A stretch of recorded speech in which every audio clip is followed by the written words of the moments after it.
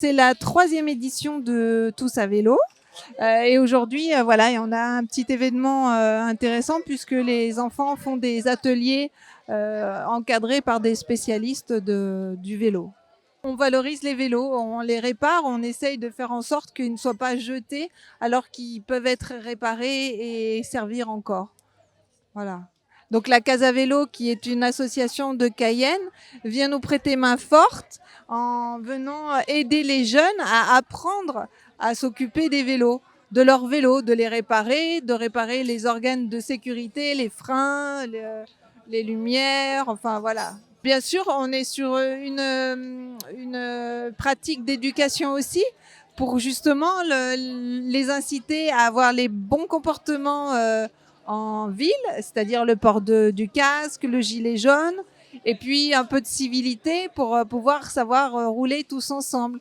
L'idée, c'est bien sûr que ces jeunes-là, eh ben, quand ils se déplacent pour aller à l'école ou pour aller voir leurs copains, eh ben, ils aient des bons réflexes. La Casa Vélo, Rangez to bicyclette, est une association de défense et de promotion du vélo qui se sépare en plusieurs activités, dont l'atelier qui est derrière nous, l'atelier itinérant, où on vient réparer, donner des conseils sur l'entretien des bicyclettes.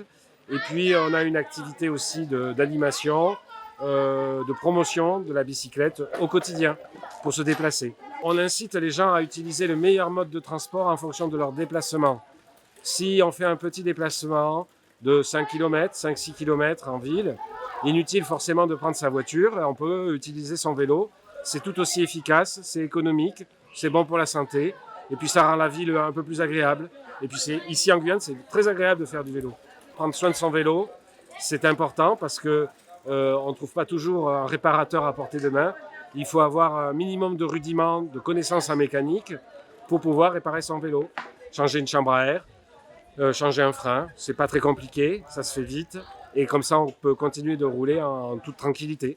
On est sur une activité de réparation de vélos, en pédagogie aussi, parce qu'on est là aussi surtout pour apprendre aux jeunes comme aux grands à réparer leur vélo par soi-même. Et il y en a ceux qui ont appris, ou il y en a d'autres qui savaient déjà réparer leur vélo par eux-mêmes à la maison, mais ils n'avaient pas forcément les outils. Donc grâce à cette opération, ils ont pu bénéficier des outils. Aussi, ils ont pu bénéficier de beaucoup de pièces qu'on les aura fournies.